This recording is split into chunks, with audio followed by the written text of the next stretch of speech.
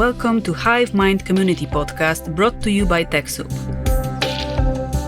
Our podcast is a part of the digital activism program, through which we provide the civil society with knowledge, tools, grants, and networking opportunities so they can thrive.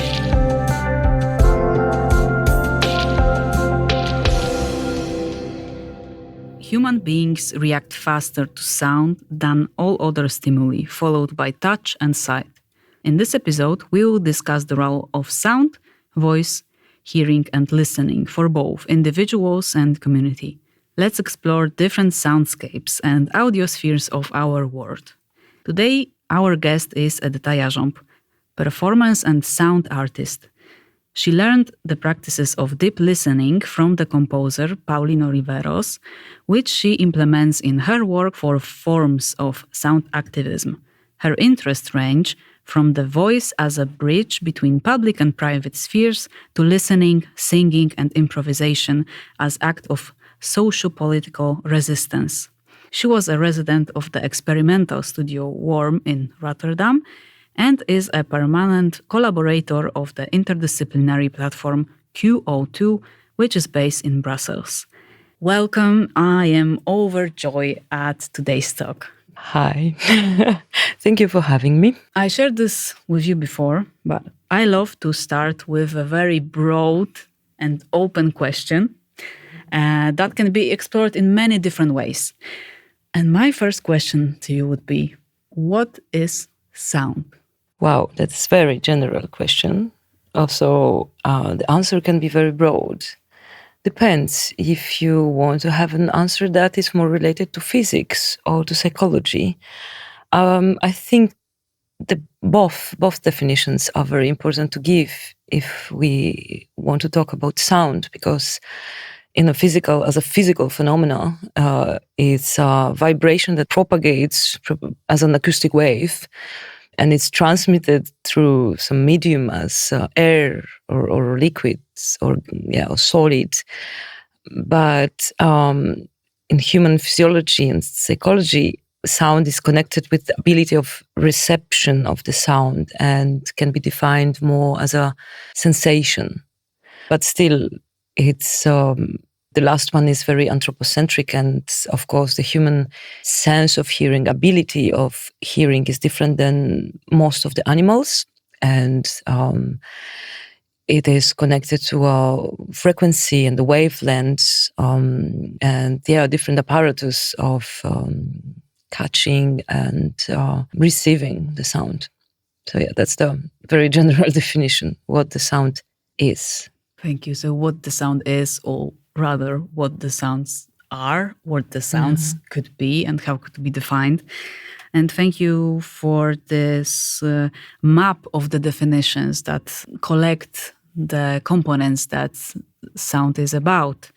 And from that and the context of human beings, our species, how would you describe sound's social and political role, but also maybe placement in everyday life from your observation, your activities and research as well? Yeah, let's start with everyday life.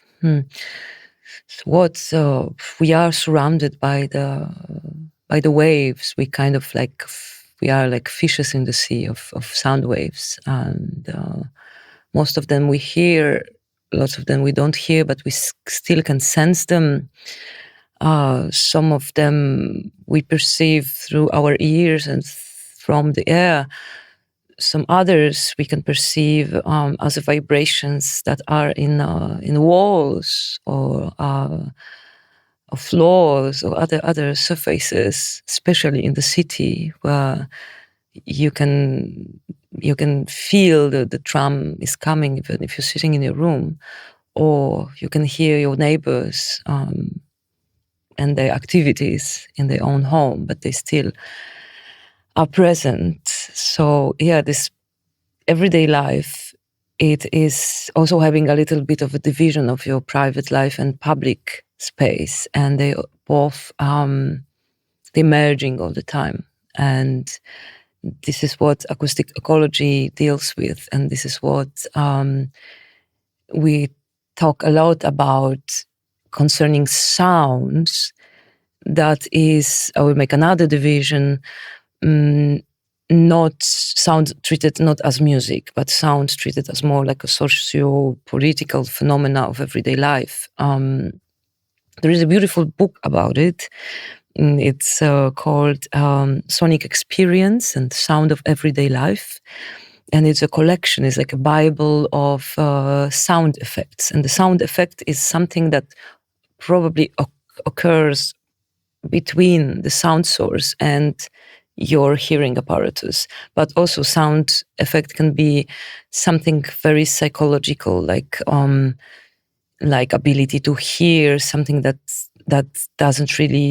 is not really present in the air, or kind of, the sound effect. Anticipation is a sound effect. If you are in the dark forest and you're a little bit scared, your anticipation produces kind of or focuses on sound of little, scratches of branches or little movements of the leaves, and this is how your brain produces a soundtrack for a scary story, for example. Or the most common sound effects as reverberation or filtration that are also known in music production, but they are present in everyday life because we are surrounded by architecture and different materials. Some of them are more absorbent and have qualities of absorbing, like, I don't know, like carpets, and some plants, and the objects you fill the room with.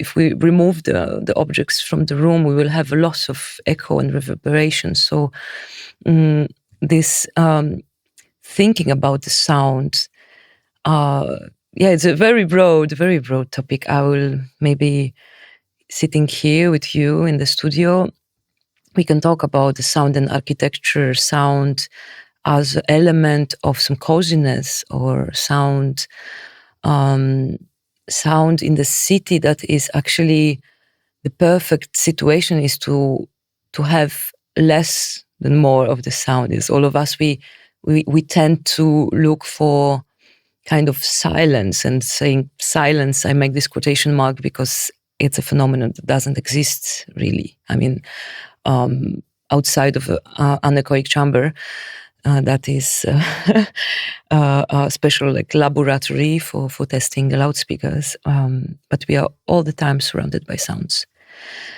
and other people's voices. And I think this is the most maybe important focal point for me, the voices. You shared already so many layers, and I personally believe, because to me, sound is and always was important. But I know that looking and sharing this physiological context of how many milliseconds are needed to react to different stimuli, and this context that, yes, sound won this prize, but from the social perspective, I wouldn't say so. I would say that still we live in the age of focusing on vision, and we speak more and listen more. But for example, the cities that you shared this great example, and about the quote unquote the silence and the noise, I thought about sonic pollution or sound pollution, and that those different social, but maybe also political spaces are not quite, let's say, designed or thought about in some way. And then we have to struggle, right? We create a very loud street, and then we have to put a sonic barrier, for example, right? The case of the big roads. So I believe this is very important reflection to just like think about it. And I wanted to ask you quite, let's say, question with the statement, but let's think theoretically.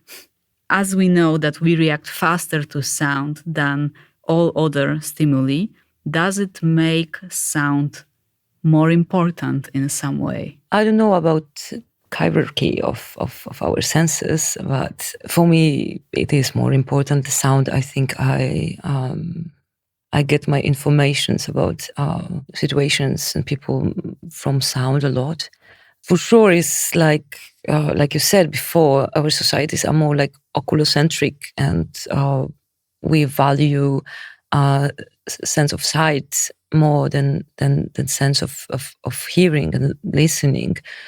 Why? It's a good question. Why is it more important? At some level, I think, a neurological level, it is more important or more powerful in a way, because our vision can be very tricky. It's a term in history of art, like trompe d'œil, how to trick the eye. And I think it's a little bit more difficult to trick the ear. The ear is it's more sensible detector and more connected to our prehistoric life, I think, more connected to our animal part. For example, how to sense danger. As I said before about the dark forest, you hear, you are more anticipate, you use your ears more in order to predict what can happen. With eyes, it's, I think, more difficult. Even this image, I don't know if you remember some old Western movies, and like they show people like putting ear into the railways to hear if the train is coming from the distance or something like this. So it's like seeing through the sense of hearing. And psychologically also, very simple example, like when you talk with someone, even through the phone, is much more connecting you with the person than reading a text. Or you can have, I think it was a theory that 70% of the content is actually the intonation, the face expression, and so on. So like less, let's say, visual, solid information, but the other things, and sound is there too.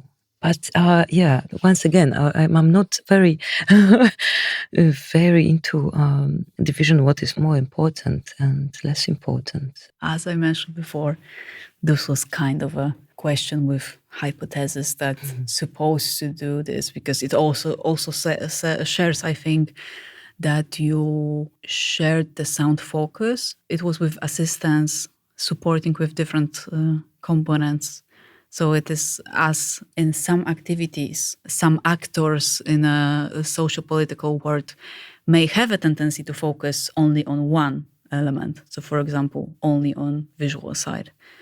It have to act together, I would say, to make a statement. And yes, please, let's not make it about hierarchy. And maybe it would be nice to kind of not focusing on ocular-centric, the vision focus, and now ear, now touch. Maybe this is the way to kind of take care about each of the stimuli and thinking about the sociological aspects that we are living and kind of human beings created that might be, for example, oppressive for, I don't know, different species, but also for ourselves. So this is maybe about the complexity. So thank you for sharing this resistance to this hierarchical proposal, let's say, because, this is the easy question. Like, I imagine that someone could ask you, okay, so what is important, like sound or vision? Like choose one, but this is not the answer, right? So this is interesting, but also because I really want to continue the wandering and like wandering from my side, exploring from your side, different definitions. But you mentioned that it's harder to trick us with sound than with a vision. And actually, I thought that we have a lot of new challenges on the technological. And I have to say that I observe not only in like one region, but this is more of a global problem, that spoofing and audio-generated deepfakes are quite common, and this method is getting more popular. And I have to say that I thought that, okay, maybe sound and the hearing itself, it is something that is more connected with ourselves, and we have more database, let's say. But also I thought that it's important to train the different layers of the hearing and listening as the new challenges come along. Definitely, there are new challenges coming. I'm not very. I don't feel very. I don't have expertise in. Yeah, that's fine. That's fine. I just wanted to like share because to share the kind of. Still, I can.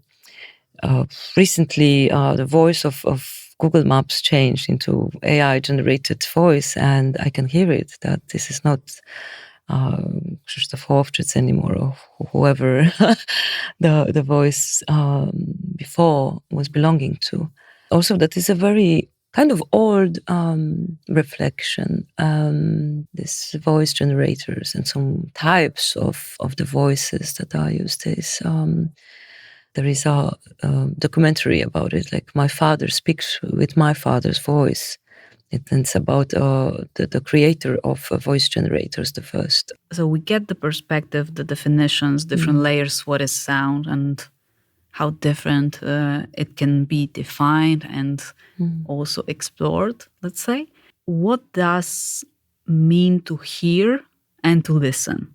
What are the differences between them, if you could share?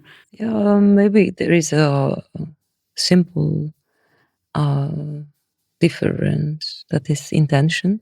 We are hearing, like our sense of hearing, we can't really stop it. I mean, we can put some earplugs or headphones to stop the sounds from bombarding our ears, but still we can sense it through the skin and bones.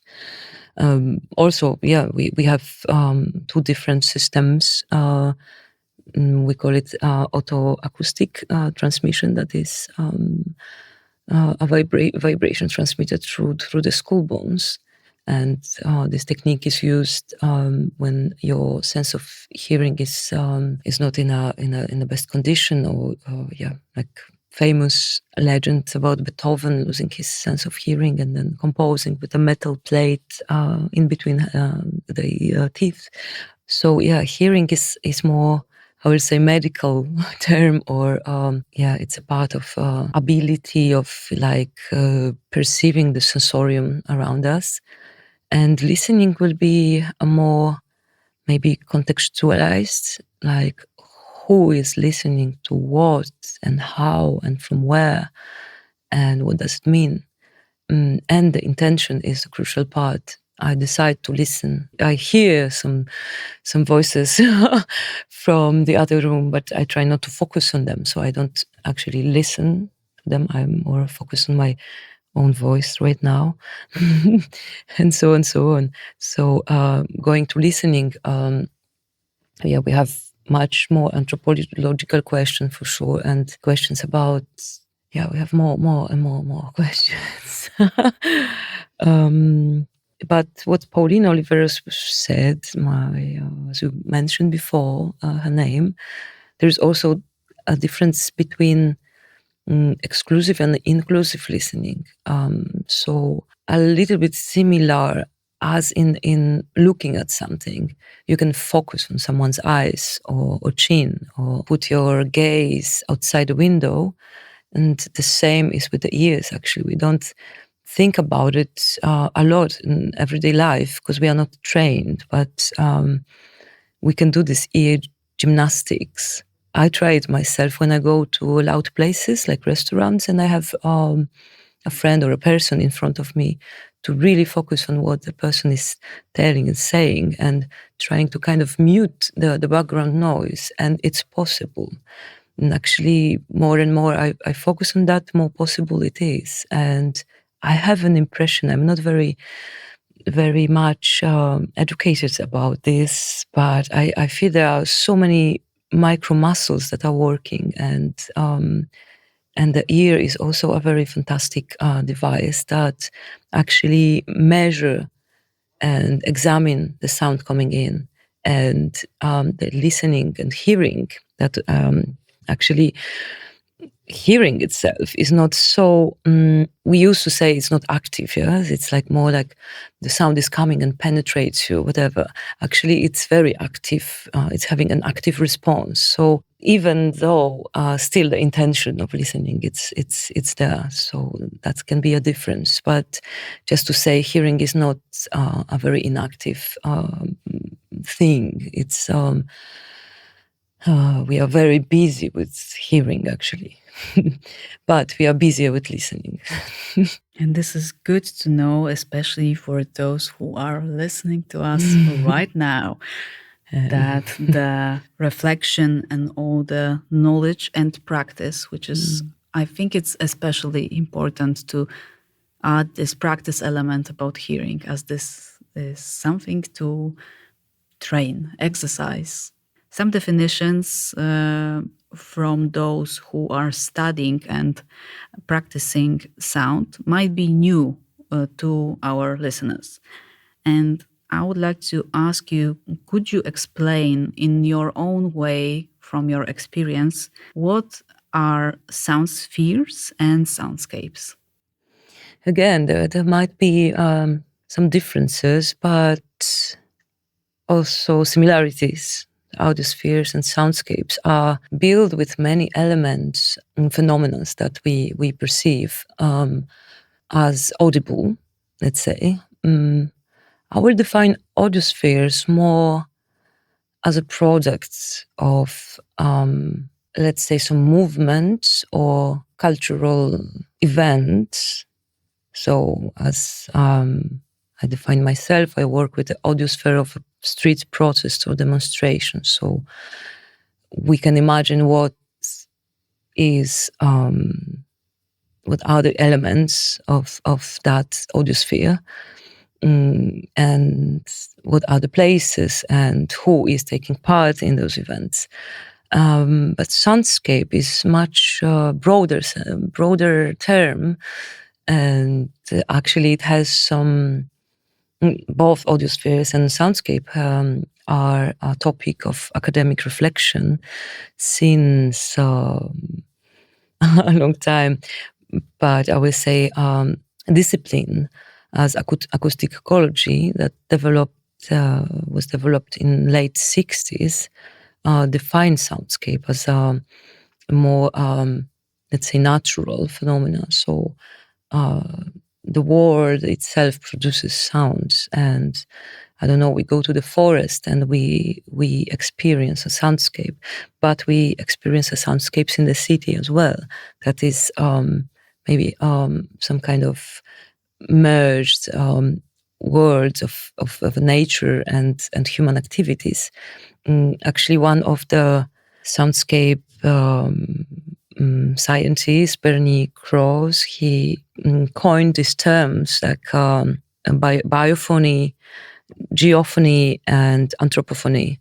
So going into soundscape, we can experience those elements, separate them in a way. So we hear the wind in the trees, in the leaves. We hear a car, an airplane, children playing, and so on, so on. Or rattling rocks under the car wheels, and it's really like there are many elements of the soundscape. Also, the other scientists coined this term of like high fidelity and low fidelity soundscape. So if we go to the forest that is full of birds and natural sounds, we call it high fidelity. But if you go to the forest near the city, it's, let's say, low fidelity soundscape, because it's kind of, you already mentioned, sound polluted, so infused with anthropophonic elements. And by soundscape, we really tend to think about something natural and very, let's say, having values of natural, unspoiled, and beautiful. And audiospheres are much more, like, I will say, connected to cultural phenomena.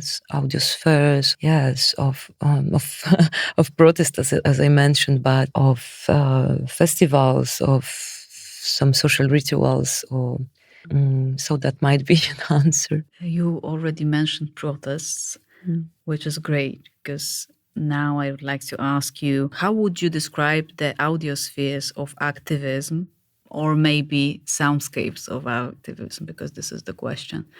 So if you could share from your experience also the research. What to begin with?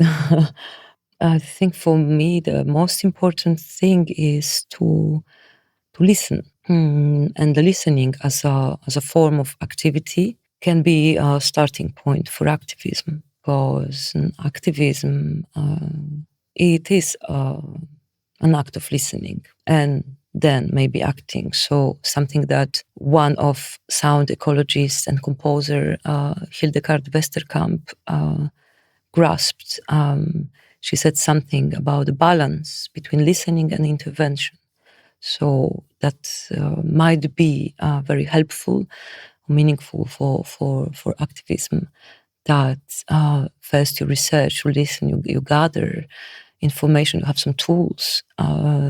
You go to the world, you go to the reality, then you work on the methods to change it or to intervene or to research it more. But on the more like practical level, perceived level, it is connected probably to voicing and to protesting, to sound, to rage, to demonstrate, to scream, to be vocal about it, something. Yeah. So and it's always connected. The street protest, the demonstration, the situation of sounding in the public space is connected to the means of production. So you can easily distinct a situation that is well subsidized, let's say. It sounds different than a real like grassroots protest, and very often they are not very well amplified. So let's say we are going to this audio sphere of amplification, and who holds the means of production holds the means of amplification as well. And we saw it very clearly during the Occupy movement and events, or Occupy time in New York, but also in California, in different places. Occupy Wall Street started, but then we saw it in the different places. There was a moment when the gathering was defined as illegal and all the amplification was banned. And then we have a beautiful move. So the activists actually came into a very old method that is, we call it głuche telefon. So they call it human microphone or people's microphone. So the speaker, let's say Judith Butler, came into Central Park and gave a speech, but without amplification is not really possible to hear when you are like, I don't know, half a kilometer away. But then if people repeat it as a wave, sentence by sentence, then even if you're far, you know what is going on. And this is very powerful tool that gives you freedom and independence from means of production that are always connected to power. I mean, the established power and the bare voice and cooperation. So I think this is very important example of audiosphere activism. Beside that, we have samba, we have chanting, we have protest songs, illegal concerts, we have raves, we have I don't know, some safe spaces for actually being inaudible and silent, and to the spaces to rest from the sounds. So I think it's also very important. Part of audiosphere activism is actually to let yourself rest and breathe, because especially when you all the time kind of driven into voicing. On the other hand, on the established power side, on the police side, on the military side, the use of sound, the use of sonic weapon, and yeah, we don't really learn about it, how how much sound can be effective, and how many effects can it produce when used against humanity. And we're mainly interested and focused into a good vibe, and sound can also create a very bad vibe. Even in Warsaw here, we had a case of I think police purchased during lockdown, the first lockdown, LRAD, so long range acoustic device. This is a very dangerous, powerful device that can paralyze you with sounds. And this practice is it's developed through decades to use ultrasounds, to use extremely loud sounds to make you unable to resist, to unable to walk and scream and be in the streets and gather. So on the other hand, we have a sonic warfare. We have politics of vibration and frequencies, and this process of looking up what the established power, the government, is doing with the sound. We call it surveillance, because we have all the time, we are subjects of surveillance. We are watched, we are listened to, and so on and so on. But we as an activist, I say we, as an activist, I choose this personality right now. We can also look up and check. So we can learn and research how the sound is used on the other, let's say, side, not with the good reasons. So. I think it's very important component that you just shared. With rise of totalitarian tendencies, we could unfortunately expect more of this. But thinking and looking at the history of activism, I'm 100% sure that the solution will be found and but I think it's also important to market right now, to maybe now think also about this side, that there is not only about the physicality of the blocking someone to not come in some place or not to be physically, but it's just also about some sound aggression that can be very harmful and very objectifying as well.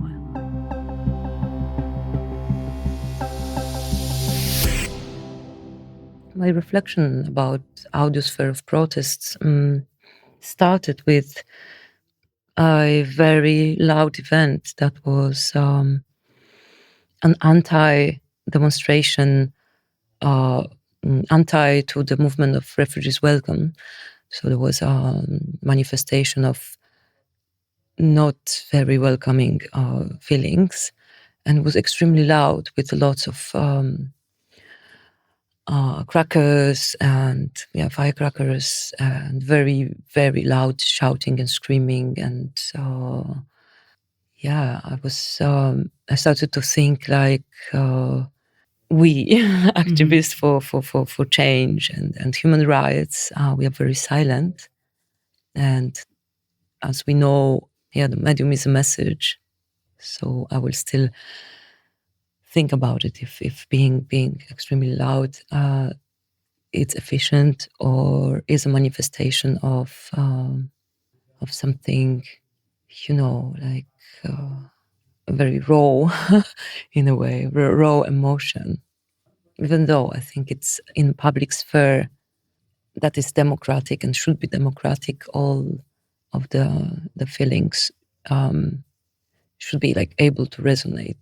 I guess there are many ways that activists could use voice and sound. It doesn't have to be only those loud playing the drums, the samba, but also it can be more silent, let's say.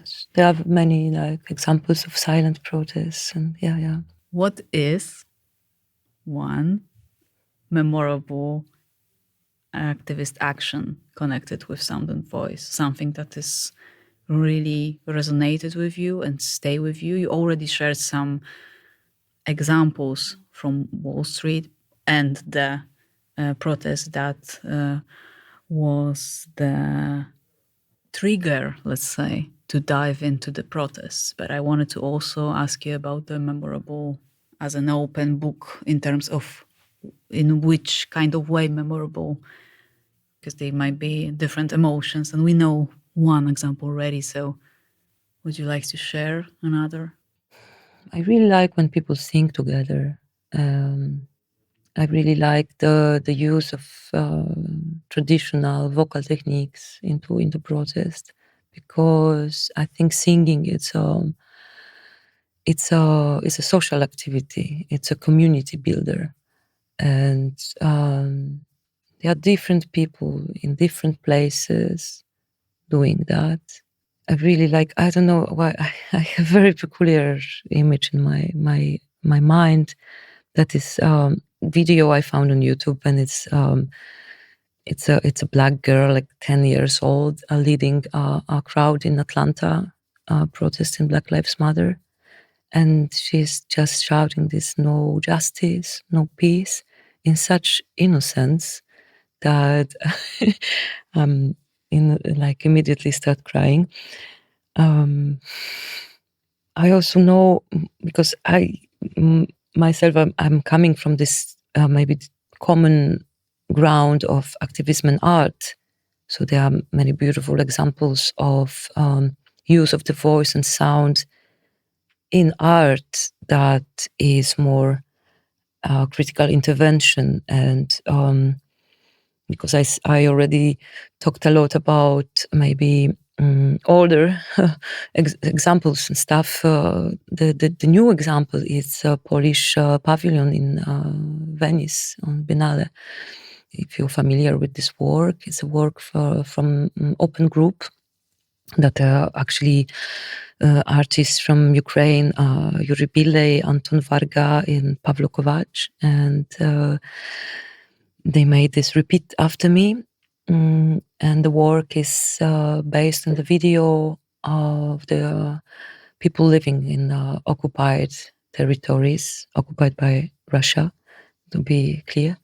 And they speak about everyday experience, sonic experience, that is hearing a different type of weapons and different types of alarm sirens and so on and so on. So they describe where they are now with this sonic components, and they ask you to repeat as a form of karaoke. So yeah, I also think about Daniel Kotowski, that is a deaf person, and he's singing a Polish national anthem. Yeah, so or Francis Alice, that is a very amazing artist, also filming a 10 years old Ukrainian boy, so singing a siren, alarm siren. That really sounds like a part of a game or a song. I don't know. Maybe in this contrast, of a very grave mothers and this kind of very fragile, soft voices that makes me shake and really touches me. Not really the strength and the voice of resistance that me myself I'm very trained into, and I will train other people to be loud, just to to know that you can. But then this beauty of a soft natural voice, crackling voice, I don't know, some kind of weak resistance. What is deep listening? Deep listening. I recently think about deep listening as an answer to deep ecology as well, because both movements kind of started at the same time. So if you call something deep, it means that something was shallow and needs deepening. So our sense of listening needed to be deepened. And Pauline Oliveros, who coined the term and invented the whole methodology, started this also as an activist practice because the world around her was really getting crazy. The Kennedy was shot. The Vietnam War was getting another phase of craziness. And she was a woman and a woman composer, queer woman composer. So lots of it was an intersection of different things. So she took off from this business and her career and start to develop those practices of being very, very attentive, also combined with some movement, body, kinetics techniques, very meditative practices, still as a tool for composition. So imagine this, that you are the musician and you're coming into the music venue, and first what you do, you listen what is actually there. So it's very spiritual, you can say. It's a spiritual practice of honoring the space. As you have in Buddhism, you have elements, fire, water, earth, and air, but you also have space. And in some traditions, it's called the spirit, but I really like this mention of the space as a entity, some kind of encompassing, folding around, unfolding phenomenons of some kind of continuity. Thinking about sound, we are talking about a very complex field of interconnectedness, and I think deep listening, or even now we can also talk about quantum listening, as she wanted. It is to be open and aware about all of this, not only this you come and play, but you come somewhere and there are other people, there are other beings, and there are some acoustic phenomena, and so on and so on.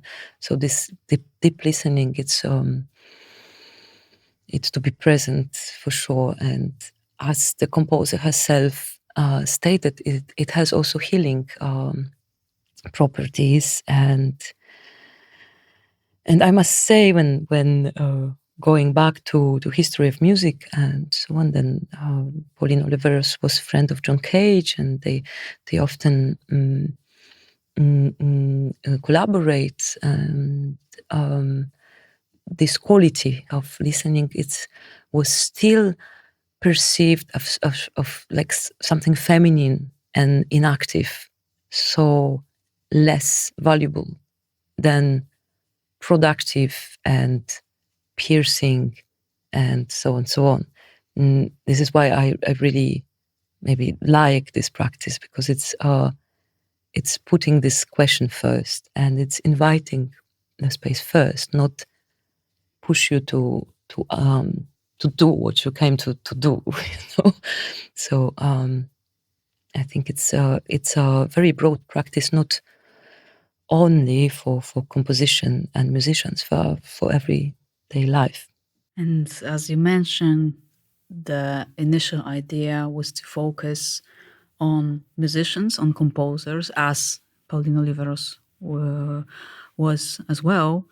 But I wanted to ask you about listeners that are maybe not actively involved in music sphere. What can activists learn from deep listening practices? And thinking about the resting that you mentioned before, so the inner work, resilience, being more present, but maybe also the new ways of resist. Very much, as you said, what the activists can learn from deep listening is might be new waves of resist through soft, let's say, resistance, or weak resistance, some soft activities and practices. Being together in silence, being together in kind of in between activity, being together in similar state of being unsure and vulnerable. Maybe even like discovering something new together. Deep listening practices and concrete exercises that Pauline Oliveros is proposing to us, for me had this value. I call it for myself incoactivity. The term is taken from the language, from grammar. It's a verb that indicates you are beginning to do something. So if you think about it in this activistic way of community building, for example, I will say, we're going somewhere together. I don't know where, but we start together to go there. So it has this element of exploration and adventure, of not always knowing, and kind of trust in the process that when you sit with other people for 10 minutes in silence and you are allowed only to make one sound, then you see how full the space is already, and something can happen that you never expect that will appear, and so on. So it's like it can opens very much, like softens us also, especially activists that can have the tendency to become very shielded into some kind of protection, weaponry. Sometimes we need to really put it aside and remember how soft we are. I remember this one situation we protested. It was this 40 days in front of Parliament when mothers with children with disabilities were protesting, and they were like, was like a curtain put to not to see them protesting, and we were sitting in front of the Parliament. I proposed this little sharing of songs and lullabies exercise, and one of the let's say veterans, very like often a fighter, she said like, thank you for that, because we need to remember that we are soft human beings, not only all the time in this like front line with slogans and in a fight mode. It's going more into physiology. We need to remember also about this nervous system, how to relax, how to in some exercises we hum, we sing, so it's makes our exhalation longer, and it calms the nervous system. Actually, it's going through the vagus nerve, that is the longest nerve, going through the larynx and through the ear. So it has very, very physical impact, and it's very concrete to point what is happening. So the deep listening is both about community, about practice, and about feeling and practicing together. So this is what I really found very important. It's the soothing element that it has, but also the focus, the meditations, this part. So I believe it can be really used in terms of resilience. But I wanted to ask you, do you recall any examples of using deep listening as an act of resistance? And thinking maybe not like the listening per se, but maybe some examples of exercise or the philosophy behind it. It has some of the exercises are also dedicated to some important people, like one of the meditations, Teach Yourself to Fly, is dedicated to Amelia Earhart. That was the first female pilot that flew over the Atlantic Ocean. Actually, she disappeared somewhere. So, yeah. But in more general sense, I want to recall something what Antonio Damasio said, also neuroscientist, kind of popular neuroscientist. He said that through observing our bodies and reactions to things, to sounds, to other stimuli, we can impregnate ourselves contra false authorities and the influence on us. So I know it sounds like like magic recipe, but if you think about it, when through deep listening you start recognizing how your body reacts to different things, then you start to maybe believe yourself more that what you really feel and perceive is true. And this is, I think, the only thing that we have, because the other things are, opinions, theories, and influences. And this is the core. So I'm not afraid to name it like this. Yeah, the intuition, the instinct. Yeah. Yeah, I'm nodding very hardly right now because I have to say that the intuition as a concept is not treated seriously, I would say. But from those things that you shared today, it gives me the foundation that the very, very important component of intuition is listening, as the intuition is just another format of communication with the world, not by the words and the language that is created, but kind of like using different stimuli, also the body, which is really you already. And I think this is very life-changing when we think about it, that listening, but also hearing, is not only about our ears, right? Because it's about the resonance and like different, how it feels. Someone said, I don't remember now who, but that our intuition is some kind of artificial intelligence. It works like this because we are able to grasp many information and construct,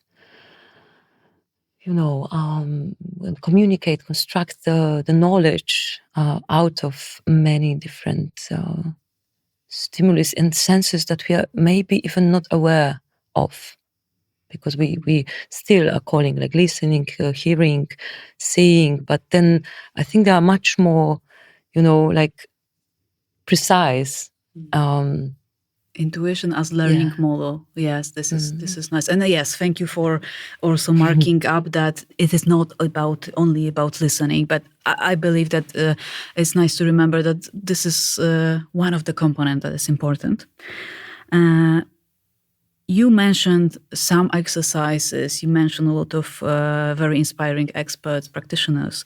I wanted to ask you what to read, to listen, or maybe also to participate in when someone wants to dig deeper into listening, maybe practice even some sonic meditations or different exercises. Deep listening starter pack. Take your shoes off. Yeah, that's I think walking, sound walking as a tool of listening, and but still I think every walk is a sound walk, because then you go through so many different sound events when you have a chance really to connect with the ground and connect with the vibrational qualities of sound. I think it's kind of easy. I want to believe. we don't have like maybe regular groups meeting, but there are some workshops, and you can dig the internet through. Best, of course, is to direct to the source and read Pauline Oliveros' writings. Her deep listening, quantum listening. There are sonic meditations that are easy to find in online world, let's say, World Wide Web. And easy to practice because they are very simple instructions, and you don't need to theorize too much or think too much. What if there is instruction, make one sound once, don't think about what the sound is, just follow your guts. There are many good books and many good teachers too. There is an institute of deep listening, but in States there are sometimes conferences. I was part of a conference listening after Pauline Oliveros when she passed away already. So if you're interested, you will find something in there.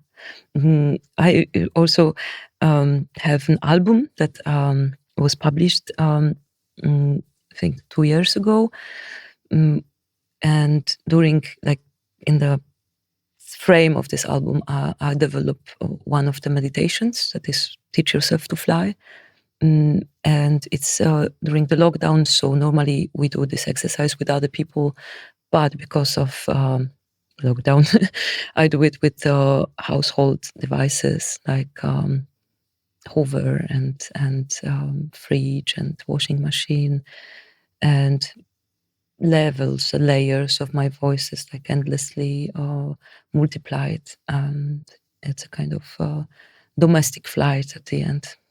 And from that part, I would like to ask you to maybe let's end with one exercise of your choice by Pauline Oliveros, which both of us hear, but also people who listen to our talk can practice. If you are listening to us, we can start with it might be a very simple question, like, what is your first sound memory? You can, lay down, close your eyes, and travel into that moment, if it's possible. What was the first thing you were hearing? Or otherwise, what's your memory? What is the first sound in your memory? And with that, I would like to thank you very much for our conversation, all the insights, knowledge, and inspiration that you shared with us today. Thank you. You're welcome.